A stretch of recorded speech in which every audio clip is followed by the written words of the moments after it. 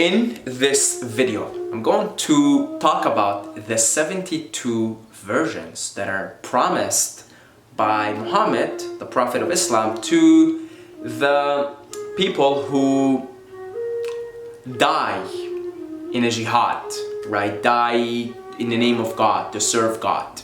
You know, 72 versions, and you hear this all the time. You hear this by people who like to bash Islam and, you know, just completely try and shit on it, right? They always use the whole 72 versions and like look at this backwards religion and this backwards prophet that was just on a power trip, you know? It's commonly used. So I thought maybe let me join in the satire too. Let me join in this scene. But before I join in, if you have not subscribed to this channel, make sure you do that right now, okay? Right now, it's very simple. You just gotta go down and hit subscribe, okay? Because, you know, maybe you're gonna hate me for this video, but trust me, like, there's a lot of cool content on this channel, and I don't try to stay away from controversy. I try to be in it, and this is controversial. You know, this is very controversial as is. So if you're already subscribed, beside the button where it says subscribe, there is a notification bell. So make sure you hit that notification bell so that anytime I open my mouth and I put it out on YouTube, you can be notified and you can join in, okay? So guys, please make sure you do that. I appreciate it. The notification bell, okay? So the 72 versions that were promised by Muhammad to the followers of Islam who, you know, die in jihad. What's that all about, Saeed? What do you think about that, right? Like, what is your opinion? Well, first of all, let's look at Muhammad for a second here. And let's look at the timeline that he was born into. And let's try to be as objective as possible here. Let's put aside our moral judgments and our biases. Let's try and put it all aside. Okay, I'm gonna try to put that aside for me as well. Let's try to objectively observe this video game and observe the time that Muhammad was born into and observe Muhammad. Well, the time and the period and the people in which Muhammad was born into was operating at such a low consciousness, and it can be no more seen than in the fact that people commonly used to bury their daughters, their little daughters who had just been born, alive. How cruel is that? Because they wanted boys, they didn't want girls. Now that's pretty cruel. That shows you, and that was a common practice. It was, to say the least, not uncommon. Even the second Khalifa, who's Umar, right? Umar, who's highly reverenced in Islam, he did that before he converted into Islam. He buried his little daughter, you know, alive because she wasn't a boy. That tells you a lot about the consciousness of the time, of the people in which Muhammad was born into. And if you strip down everything and you just look at Muhammad's life, especially the early phases of it and his revelations and his meditations in the cave and his encounter with the angel Jibril, you will see right away that he was operating at a consciousness far, far beyond the consciousness of the people in the time that he was born into. Whether Muhammad was a self-realized being, a fully self-realized being, I'm not so sure. And I don't think I am smart enough to even make the judgment, to be honest. Was he at the level the Buddha and Jesus were operating at? I'm not sure. You know, sometimes I think maybe, sometimes no, because I mean, you know, some of the stuff that he participated, that he partook in, doesn't exactly reflect someone whose consciousness is operating at cosmic love and cosmic light and oneness, you know. But nevertheless, compared in relative to the time that he was born into, let's just say he was a being that is operating at a higher consciousness, okay? So when he is trying to describe what happens after death to his followers, and he says, you know, it'll be like having 72 versions, there's two things that he could be pointing to, two things that he could be talking about here. Okay, I think I've identified two possibilities. Maybe there's more, but based on my limited scope of understanding of reality, I've identified two things that he could be talking about when he tells someone that when you die, you're going to have 72 versions. A, he's talking about the astral plane. He's talking about the plane of heaven and hell in the astral plane. Now keep in mind, all these prophets, all these beings that were operating at a higher consciousness, they all were basically like astral projecting on a regular basis. Like they can probably sit here in the room and without even having to do anything, they can just go into the astral plane. And you know, all of them were astral projectors. And the realm of heaven and earth, heaven and hell that we hear about in the Bible, in Christianity, in Judaism, in Islam, that's very much describing the astral plane. And there is a name for it in Islam, barzakh, which is referring to the astral plane. And the heaven and hell that you hear about in these, specifically these three religions, and in other religions too, that's referring to the astral plane. So what he could be potentially pointing towards is the astral plane. And on the astral plane, depending on where you go there after you die, you can pretty much, depending on your desires and depending on your your karmic predispositions and where you are in this cosmic game, you could end in a place that is likened to hell, or you can end in a place that is likened to heaven. But that's like the first layer of the astral plane. And the astral plane is still in time and space. So the astral plane itself, it's just another, you know how this reality, this physical reality, it's just like, it's an illusion, you know, and it's within time and space, and it's in the mind of God, and it's a dream. The astral plane is the same way. It's just, it's a lighter plane, a higher plane, but it's the same. It's still part of the amusement park. So the heaven and hell that we keep hearing about is in the, especially in the Abrahamic faiths, that's the astral plane, and that's one layer. That's just one level of the astral plane. Okay, so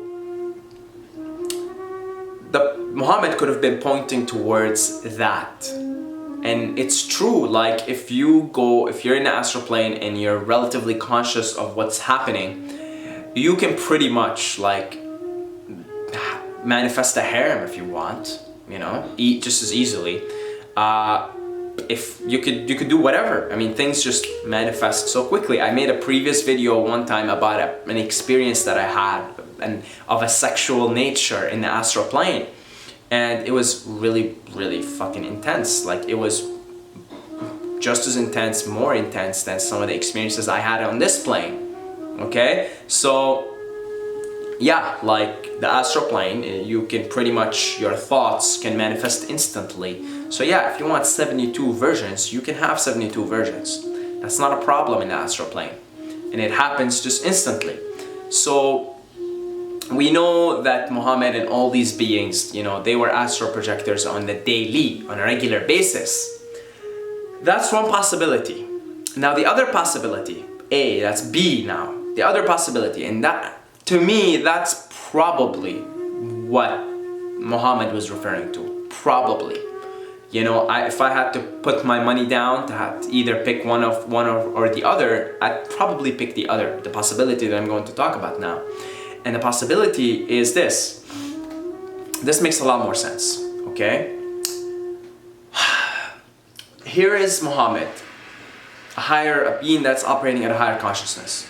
And here is a time and people that are burying their little daughters alive because they're not boys, you know, very, very low consciousness.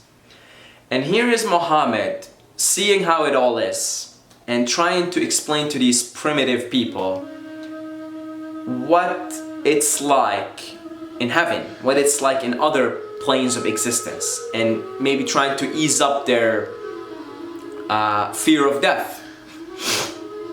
So he wants to explain to them, to explain to somebody who's in the 5th, 6th century Arabia, right? Somebody who is, you know, again operating at a lower consciousness and sees the world in a certain way.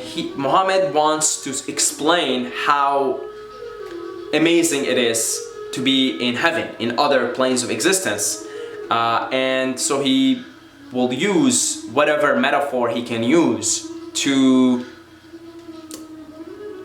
show, to demonstrate the feeling of it. So to somebody living in Arabia in 600 AD, having a harem of women, 72 virgins, I mean, that's as good as it's gonna get. Probably 72 virgins and 72 sheeps too, right? That's probably as good as it's gonna get for somebody living in Arabia in 600 AD. 72 virgins and 72 sheeps. And probably the first one is a little bit more pleasurable and preferred, although 72 sheeps at the time, you would make a fortune out of it. So, yeah, 72 virgins. You're living in a time where women were looked at it a certain way and, you know, very male dominated. So yeah, 72 virgins, you'd be like, fuck yeah. If I was living in Arabia 600 AD and somebody told me you're gonna have 72 virgins at any point, at any moment, at any time, in any plane of existence, I'd be like, fuck yeah. Fuck yeah, is that how it's gonna feel? Wow. You know, wow, that's pretty cool. 72 virgins, wow, I'm gonna be mind blown. And you've got to keep something in mind about that time period, is people spoke in metaphors. This is something that goes way above our head in this time, in this current particular time, in this era. Because we're so logical now, we're so rational, we're so, you know, like dry and to the point. It went over our heads completely. I mean, look, I'm using a metaphor here. We still speak in metaphors. That's what's funny. You know, and if you try to explain something to someone, use a metaphor, they'll get it right away because we're metaphorical beings. See, over your head, like it goes over our head. It's a metaphor that the people at the time pretty much spoke in metaphors all the time. All the time. All the time. And so when we try to translate these books literally, we get lost in them. We get lost in them because people at the time, they spoke in metaphors and they understood that that's how it is. You speak in metaphors. So it could very well be possible that even the people who Muhammad said you're going to have 72 virgins when you die, you're going to go to heaven and have 72 virgins, there is a possibility that these people understood immediately what the Prophet Muhammad meant, which is the feeling. I mean, really, like if you've ever been to the blissful heavenly side of the astral plane, yeah, it definitely feels like you're having sex simultaneously with 72 virgins. And much more than that. That's just, I mean, that is an understatement of what it feels like if you've ever been to these blissful parts of the astral plane. So yeah, there is a possibility that these people immediately actually understood what he was referring to, what he meant, what he was saying about the 72 virgins. So that's probably the more likely possibility.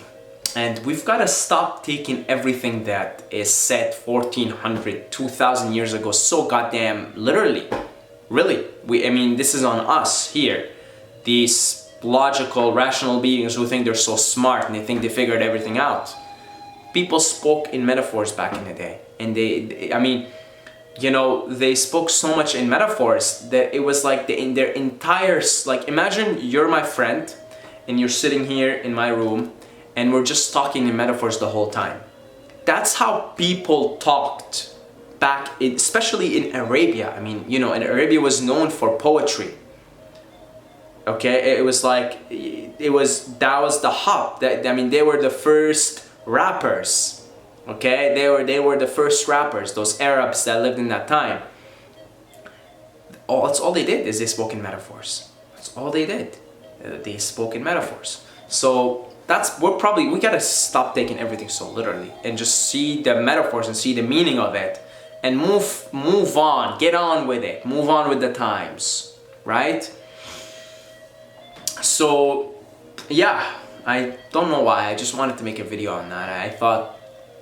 I thought there's a lot of satire going on about about the whole 72 versions. So the moral of the story is, when you're reading these books and when you're trying to get wisdom from them, because that's what I like to do. I like to just take wisdom from all these ancient holy books and ancient people without clinging and without claiming that I am a Muslim or I am this or I am that. Simply taking in the wisdom and understanding that we're living in a completely different time. So how can we apply this wisdom to improve the state of affairs in this world? And god damn it, there's a lot of suffering and we're not doing so good right now on the planet, and we've got to stop fighting and bickering about shit that happened 1400 years ago, and just taking the wisdom, taking the metaphorical wisdom, apply it to this time, move on, get on with it, okay? So I guess that's the moral of the story. It does feel like 72 versions for sure if you're in the blissful states that you can experience on the astral plane. But if you ever experience the absolute oneness, the absolute God, which very well Muhammad might have been referring to, you know, we're talking about the oneness, the non-dualistic experience of being all of the universe. I don't even know if like a bazillion versions will come close to describing that experience, okay? So that's it. That's it. God bless you all, guys. Make sure to check out my free book, 5 Powerful Habits to Dominate Life in All Areas.